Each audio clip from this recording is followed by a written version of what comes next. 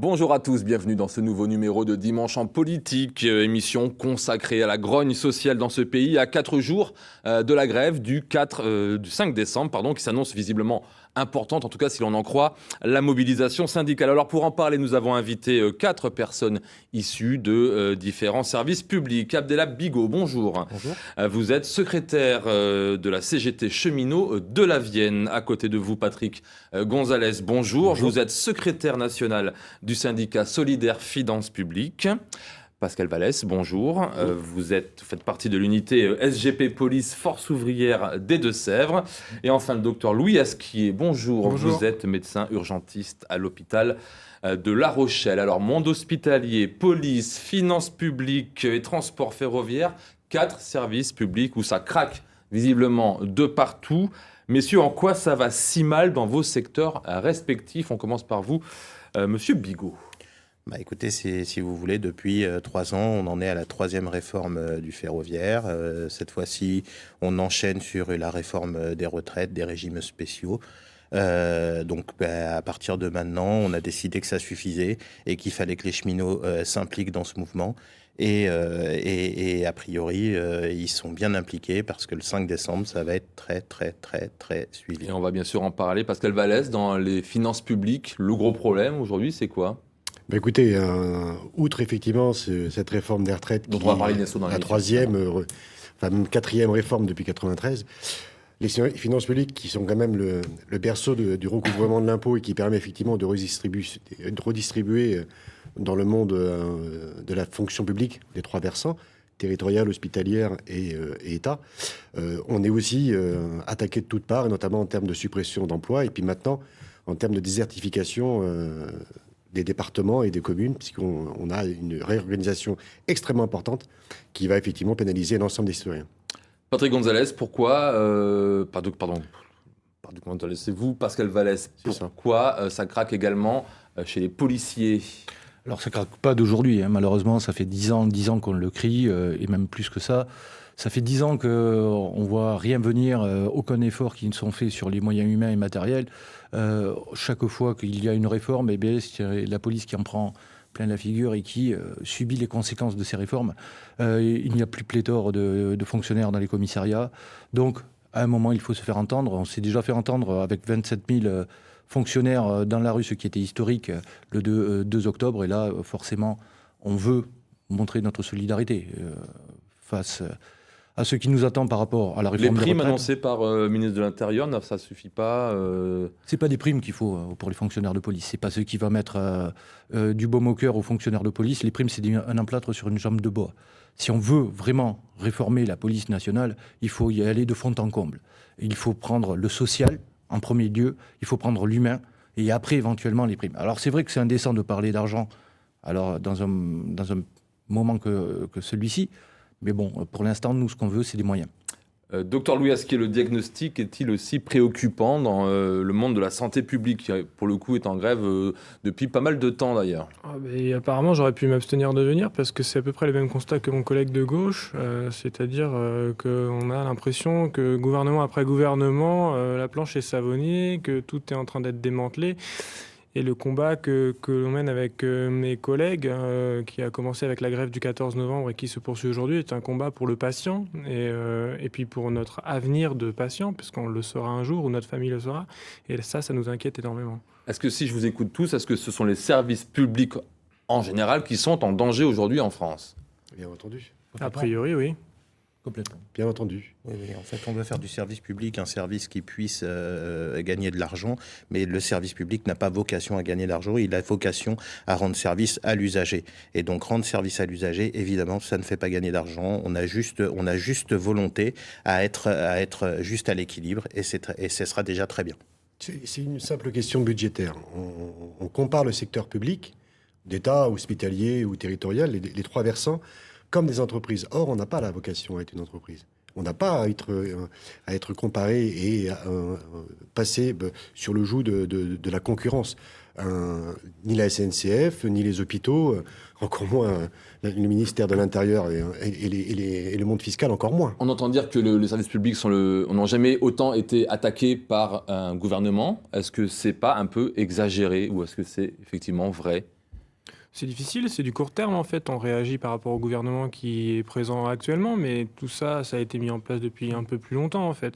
Donc nous, on réagit par rapport aux acteurs qu'on a en face de nous, mais à l'époque, moi, j'avais participé aussi au mouvement quand Marisol Touraine était ministre de la Santé, et c'était déjà les prémices de quelque chose. Donc aujourd'hui, l'étau s'est resserré un peu plus, donc on a un peu plus mal, on a un peu plus de difficultés, et on est un peu plus au bord de l'explosion, tout simplement. Pascal Vallès, l'étau se resserre aussi pour les policiers? Ah ben complètement, mais c'est pas que de maintenant. Ça, comme je vous ai dit, 10 ans, 15 ans, et encore, je suis petit. On se retrouve maintenant avec, comme vous parliez de service public. Effectivement, il faut, pour faire du service au public, il faut quand même qu'il y ait des fonctionnaires qui soient au service du public. Le problème que l'on a à l'heure actuelle, c'est qu'on n'a plus de fonctionnaires. On n'a plus de fonctionnaires de police, on n'a plus de personnes à mettre dans les commissariats, notamment, hein, je parle pour ma branche. Donc forcément, ce service est complètement obsolète. Donc pour nous, ce qu'il faudrait, et je pense que comme le côté urgentiste, puisqu'on travaille très souvent en contact avec les urgentistes, si on veut que le public soit gagnant, il faut mettre les moyens. Et les moyens, comme disait mon collègue, c'est budgétaire, mais ça va au-delà de ça. Ça va de la formation aussi. Le 5 décembre, est-ce que ça marquera, selon vous, une séquence politique identique à celle qu'on a connue en 1995 contre la réforme des retraites d'Alain Juppé? Est-ce que, grosso modo, la base est prête à se mobiliser fortement, aussi fortement qu'en 95, que depuis, finalement, il n'y a pas eu autant... voilà, on parle de 5 décembre comme vraiment une grosse journée. Est-ce que vous y croyez? Est-ce que vous avez quelque chose qui fait que oui, effectivement, il y a quelque chose qui bouge? Est-ce que vous le sentez? Est-ce que ça frémit? On sent les prémices, mais c'est depuis longue date. Le dossier des retraites est un élément déclencheur. Mais comme on vous lit tous autour de la table, depuis les années 90, c'est 1 million de fonctionnaires en moins en tant que tel sur l'ensemble du territoire, et quelles que soient les branches. Donc déjà, c'est pas nouveau. Le déficit budgétaire de l'État, il est systématiquement calqué et collé sur le dos des fonctionnaires en disant que c'est à cause des fonctionnaires que la dette publique existe. Or, aujourd'hui, la dette publique de 47%, l'État devrait normalement en récupérer par les prêts qu'ils ont faits aux banques près des 2 tiers. Et là, il n'y a pas de problème, ça n'inquiète personne. Oui, je pense que le 5, il va être un moment fort. Le 5 chez les cheminots va être très costaud, et on le sait de par les multiples préavis qu'on a posés et les multiples mouvements qu'on a eus depuis le début janvier même, hein, parce que la réforme des retraites, c'est juste un point qui va faire qu'on va essayer d'agréger un petit peu toutes les grognes sociales pour pouvoir arriver à ce que nous, on espère tous le grand soir. Mais à un moment donné, effectivement, ça fait très longtemps qu'on sait que les cheminots sont sur une corde raide, et là ça menace de basculer d'un côté ou d'un autre. Alors nous, on parle de sécurité, on parle de sûreté ferroviaire, et on veut pas laisser notre entreprise partir à volo. Voilà. Vallès, vous êtes policier, vous ne pouvez pas faire grève, ça vous est interdit. Qu'est-ce qui va se passer ce 5 décembre chez vous? Alors pour nous, on a fait un appel unitaire auprès de tous les syndicats à des commissariats entre guillemets morts. Alors c'est souvent malheureusement sur le papier, parce que on n'intervient que sur les urgences. On va essayer de limiter les actions qui ne sont pas primordiales pour la sécurité de nos concitoyens. Effectivement, c'est l'appel qui a été lancé. Il faut savoir que tous les policiers seront sur le terrain, malheureusement, parce que les congés ont tous été supprimés pour le 5 décembre. Donc forcément, il y a peu de manifestants policiers qui seront dans les cortèges. Malheureusement, ils seront face au cortège. C'est une habitude. Pour le coup. Louis Asquier, ça fait longtemps, je disais tout à l'heure, que la santé publique manifeste son mécontentement. Il y a des grèves un peu partout dans ce pays. Est-ce que, pourtant, le 5 décembre, c'est pas un mot d'ordre pour la santé publique? C'est plus le 10, je crois. Alors, il y a beaucoup de choses. Donc, il y a eu le 14 novembre, Oui. il y a le 17 décembre. Le 10, vous faites sûrement référence à la grève des syndicats d'internes. Absolument. On souffre de plusieurs choses. La première, c'est que, un peu comme les policiers, de toute manière, il faut qu'on soit au travail, hein, pour des raisons qui sont assez simples. On ne va pas laisser les usagers malades sans soins. La deuxième, c'est que le monde de la santé est un monde qui n'a pas du tout une culture, si je peux me permettre ce mot, de la grève, et c'est aussi une population qui a envie de défendre je vais prendre un terme générique, son hôpital. Et donc, c'est pas une population qui fait grève pour le citoyen qu'elle est. J'ai l'impression de relayer ce message de le 5 décembre, c'est une grève citoyenne. Les médecins qui ont envie pourront faire grève, pourront rallier la grève, mais par contre, il n'y aura pas de mobilisation pour faire une place de l'hôpital au sein de cette grève.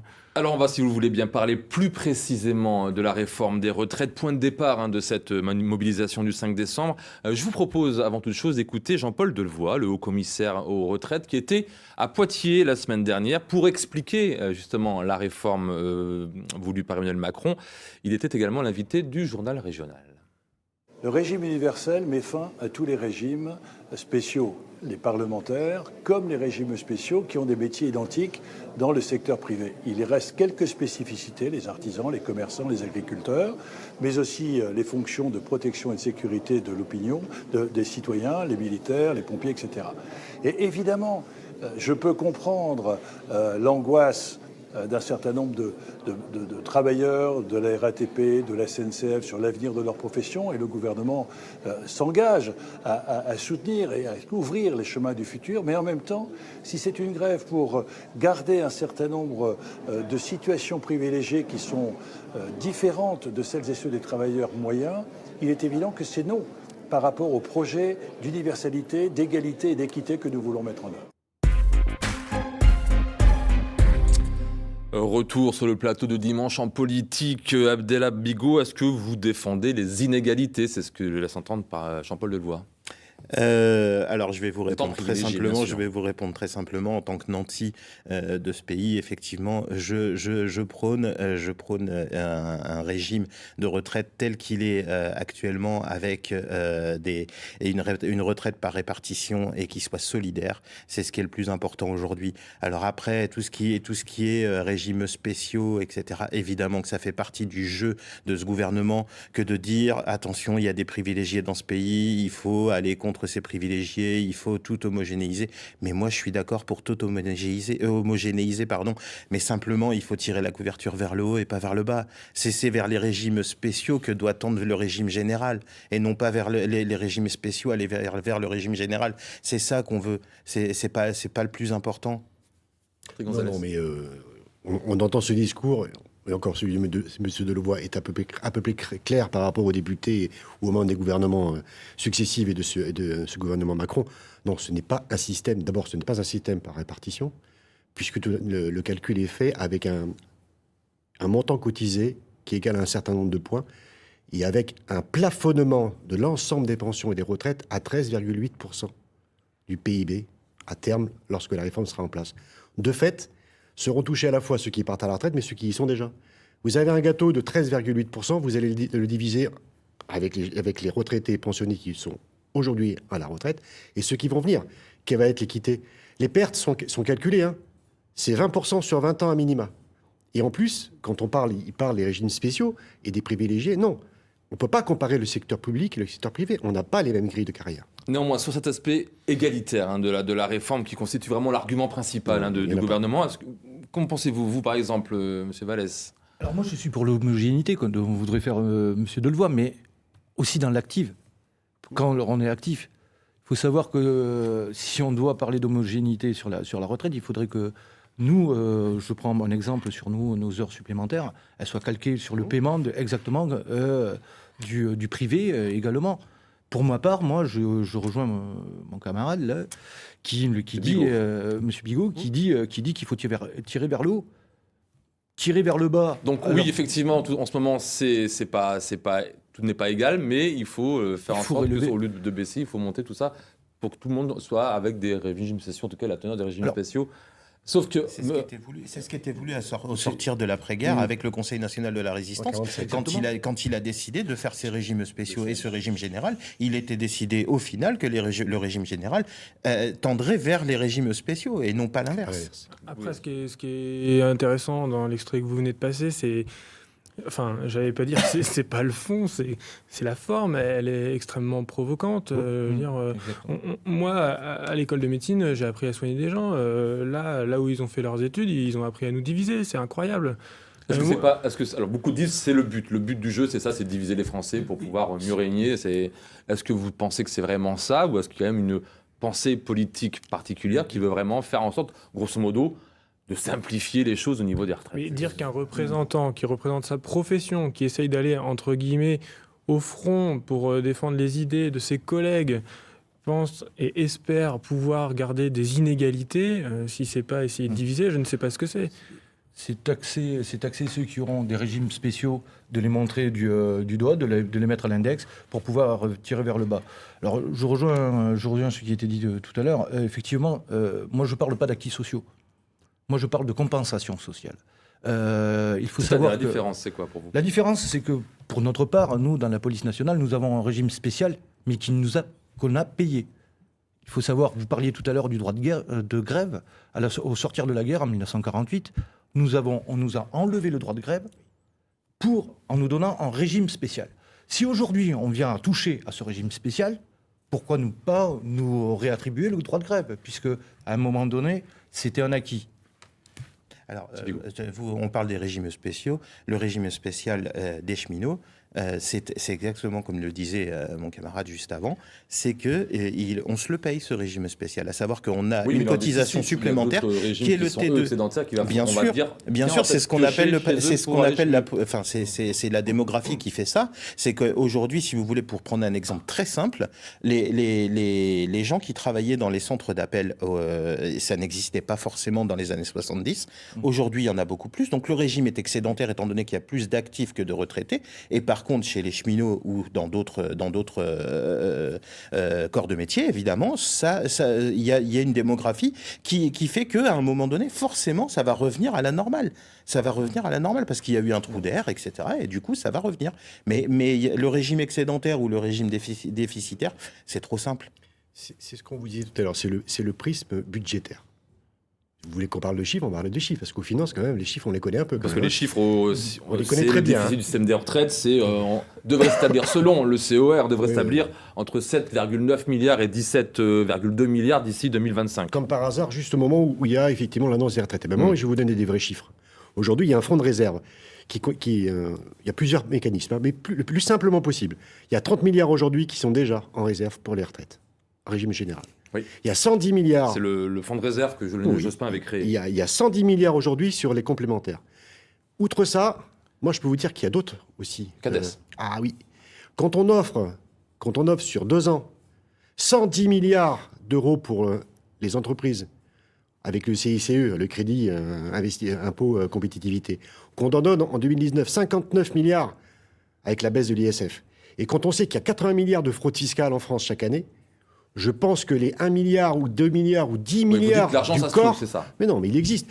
Il existe cet argent, il faut juste aller le chercher. En tout cas, répartir les richesses de manière correcte et pas uniquement sur 1% de la population en appauvrissant 99% des autres. Donc, pour faire un tout petit peu pas de pédagogie, mais enfin pour bien comprendre, la CADES, c'était la caisse d'amortissement de la dette sociale, dont la principale ressource est la contribution sociale généralisée, une partie de la CSG et surtout la contribution pour le remboursement de la dette sociale. Elle aura terminé de rembourser la dette de la Sécu en 2024 et dégagera alors justement 24 milliards d'euros. Donc ce que vous dites tous, c'est que là, il n'y a pas d'urgence budgétaire finalement. Mais pas du tout. Qu'il y ait une réforme des retraites, pourquoi pas? Pour améliorer effectivement le système de répartition. On peut en discuter. Mais aujourd'hui, il n'y a même pas de discussion à avoir. On part d'un postulat qu'on est en déficit et qu'il faut attaquer tous les régimes pour en faire qu'un seul et unique. Non, un seul et unique, oui, mais en partageant les richesses et en ne taxant pas tout le temps les salariés et les fonctionnaires, c'est-à-dire la majeure partie de la population. Alors, moi, je vais être un petit peu plus pragmatique. Comme je disais en préambule, ce qu'il nous faut, nous, c'est des effectifs. Alors, on s'aperçoit qu'il y a une masse énorme de jeunes qui sont sans profession à l'heure actuelle, et on pourrait ouvrir un petit peu les écoles de police, je parle pour ma branche, de favoriser les concours, surtout pour des gens qui ont fait déjà des contrats chez nous, puisque nous avons des contrats jeunes qui ne sont pas systématiquement pris dans la police nationale. Ouais. Ces jeunes qui ont fait 5 ans de contrat et qui sont mis à la fin à la porte parce qu'ils n'ont pas réussi en concours, bien, à un moment, il faudrait quand même poser la question pourquoi ils ne réussissent pas le concours, les favoriser à rentrer dans la police nationale et un peu de faire remonter un petit peu le nombre d'effectifs, mais par le bas. Et Moins de chômeurs, meilleure retraite, on est d'accord. plus de cotisations. Et augmentation tout des simple. cotisations aussi des patrons. On a l'impression qu'en fait c'est une précarisation qui est un petit peu organisée, si vous voulez. Nous, pour avoir reçu à l'hôpital de La Rochelle Madame la ministre Agnès Buzyn, on nous a expliqué droit dans les yeux que de toute manière on pourrait bien construire des maisons de santé, on pourrait bien construire des hôpitaux, on n'a pas de professionnels à mettre dedans. Après, quand on apprend quelques secondes après que... on voit l'hôpital Nord de Sèvres, en l'occurrence. Typiquement, alors une catastrophe. Je ne vais même pas rentrer dans les détails. Je ne les connais pas d'ailleurs pour commencer. Mais on entend qu'une infirmière qui passe son diplôme, 5 ans après, change de métier, par exemple. Est-ce qu'il n'est pas là le problème ? Est-ce qu'une infirmière peut pas être encore infirmière 6 ans après avoir eu son diplôme ? Peut-être qu'on n'est pas du tout assez attractif, peut-être qu'on n'a pas du tout assez de pouvoir d'achat quand on est infirmier, peut-être que travailler est une souffrance dans les hôpitaux à ce moment-là pour ces postes-là. C'est ça qu'il faut regarder en fait. Et le pragmatisme des uns et des autres en fait se rejoignent. C'est juste que nous on parle de terrain, vous faites votre métier, mais ce qu'on essaye de dire, c'est qu'on veut continuer à faire notre service public, et ces deux mots ont du sens, dans des bonnes conditions pour les usagers. Est-ce que cette bataille de la retraite, finalement, n'est pas davantage idéologique qu'économique ? Des deux côtés, d'ailleurs. De toute façon, c'est une annonce qui est faite politique depuis le départ. Donc, effectivement, c'est idéologique. Ça sert à quoi, finalement ? C'est-à-dire ? Pourquoi, si c'est juste politique, si c'est pas économique, pourquoi on l'a fait ? Et ils le font pour des questions purement budgétaires. Et en même temps, ça va dans le sens en disant on va réduire le déficit budgétaire global de l'État et des régimes généraux pour en faire qu'un seul. Comme ça, on aura rempli notre contrat du quinquennat. C'est assez simple comme système. Je crois que M. Macron est en droite ligne avec sa politique ultra-libérale. Et ce que j'ai l'habitude de dire, c'est que ce monsieur qui se voulait de gauche auparavant est en train de faire des choses que même des gouvernements de droite n'ont pas tenté de faire. Et là, il nous amène droit dans le mur. Mais quoi qu'il en soit, il faut savoir qu'il aura des citoyens et des travailleurs droit dans le mur. Mais si je viens d'entendre, on me dit que finalement, c'est pas si grave que ça, cette réforme de retraite. Parce que moi, Parce que là, je ne suis pas en train de parler de la réforme des retraites, je suis en train de parler des services publics qui sont mis à mal. À savoir que aujourd'hui, à la SNCF, les problèmes de sécurité et de sûreté ferroviaire, on en a parlé il y a très peu de temps. Ils vont se multiplier. Mais ils vont se multiplier, mais par 10, par 20 dans les prochaines années, si on continue de laisser faire la direction de la SNCF qui réagit et qui obéit aux ordres de l'État. Et qui, à un moment donné, nous envoie droit dans le mur. Ça, c'est une certitude. Je parle pour les cheminots, mais c'est la même chose pour la santé, et c'est la même chose pour la police, et c'est la même chose pour nos collègues aux finances publiques. C'est pareil. Quand vous dites si mal que ça, c'est encore une couche par-dessus le millefeuille, par-dessus tous les malheurs que nous avons, enfin, toutes les problématiques que nous avons. On vient de mettre la réforme des retraites. Je pense que c'est le haut de l'iceberg, mais comme on a pu voir en préambule, il y a quelque chose qui est foncièrement dur en dessous. Oui, il y a plus que ça. Le 5 décembre, ça ne sera pas que pour les retraites, j'ai bien compris. Pour en revenir, on ne veut pas s'enfermer dans ce carcan de la réforme des retraites. Parce que la réforme des retraites, c'est juste un subterfuge pour pouvoir enclencher d'autres politiques qui sont encore plus mortifères. Oui. Pour en revenir à ce que vous disiez sur le combat idéologique, moi je n'irai pas jusque-là. Je vois mes collègues dans les dernières années où ils sont dans leur service, c'est très dur. C'est très dur d'avoir des changements d'horaire systématiques, d'avoir des rappels fréquents sur les repos, d'avoir quasiment 12 jours d'affilée sans repos, avec des heures pas possibles, avec des astreintes que l'on ne paye pas. Je pense que quand on arrive à plus de 57 ans, on aspire à quelque chose, à pouvoir tirer sa révérence en de bonne santé. Parce que ça, c'est quelque chose qu'on aimerait bien avoir. Oui, ça rejoint exactement ce qu'on vit dans les hôpitaux. Pour ma part, pour mon métier, être urgentiste à 60 ans, c'est un défi. C'est un défi physique, c'est un défi mental, dans une société qui est de plus en plus violente, mais la violence sous toutes ses formes. Il y a la violence l'agression, et puis il y a la violence de regarder dans les yeux une grand-mère et de lui dire qu'on est désolé mais on ne pourra rien faire pour elle et qu'elle dormira dans la salle commune. Ça, c'est des choses que je vis tous les jours au travail. Et encore, j'ai 30 ans, j'ai la volonté, j'ai l'énergie, j'ai l'envie, mais mes collègues plus âgés, ils ont vu ce métier se transformer et, pardonnez-moi l'expression, se casser la gueule, et avec une impression de ne rien pouvoir faire. La convergence des luttes attendue par nombre de syndicats va-t-elle se faire, selon vous, entre le public et le privé? Alors, sans oublier les agriculteurs, les gilets jaunes. Est-ce que vous pensez que ça va se faire ce 5 décembre-là? Ça doit se faire. Enfin, on essaye d'opposer le secteur public et le secteur privé, ou même le secteur libéral. Moi, je vais vous donner 2 exemples assez simples. Quelqu'un aujourd'hui, dans le monde salarial, qui a 2500 € de salaire, avec la réforme aujourd'hui, bien qu'elle a été en recul par rapport à ce qui était le cas avant 93, c'est 1906 € si elle a travaillé 42 ans. Et elle part à 62. Avec le nouveau système, c'est 1670 €. Donc faites le calcul, il faut, pour pouvoir avoir cette somme-là, il faut qu'elle travaille 4 ans de plus. On parle du public, pareil. Sur un salaire de, on va dire, 2400 ou 2500, les calculs sont simples. Aujourd'hui, 1871, même année de naissance, même nombre d'années de cotisation, avec la nouvelle réforme, c'est 1756. Pour avoir le même taux, il faut qu'elle travaille encore 1 an et demi à 2 ans de plus. Donc cette convergence, elle existera. Enfin, si elle n'existe pas, il y aura un problème quand même. Monsieur Macron le sait très bien de toute façon, et c'est pour ça qu'il marche sur des œufs avec cette réforme des retraites, et d'où la cacophonie qu'on a depuis le mois de septembre, où on a des rejoussements, etc. La formule finale on ne connaît pas la finalité de sa réforme. Janvier, finalement. Donc on voit très bien que c'est quelque chose où il a bien compris que la convergence des luttes et les grognes sociales peuvent s'agréger avec cette réforme des retraites, parce que de tout temps, la réforme des retraites a fait que les travailleurs se regroupaient, et là c'est le cas. On verra donc ça le 5 décembre, bien sûr, dans les informations régionales. C'est la fin de cette émission. Merci, messieurs, d'avoir accepté notre invitation pour voir ou revoir ce numéro de Dimanche en politique. N'hésitez pas à vous rendre sur notre site internet ou sur les réseaux sociaux. La semaine prochaine, Dimanche en politique célébrera le renouveau de l'hôtel de ville de La Rochelle, 6 ans après l'incendie qui avait ravagé le bâtiment. Pour leur place à l'information régionale avec le journal de la mi-journée. Très bonne journée à toutes et à tous. À dimanche prochain.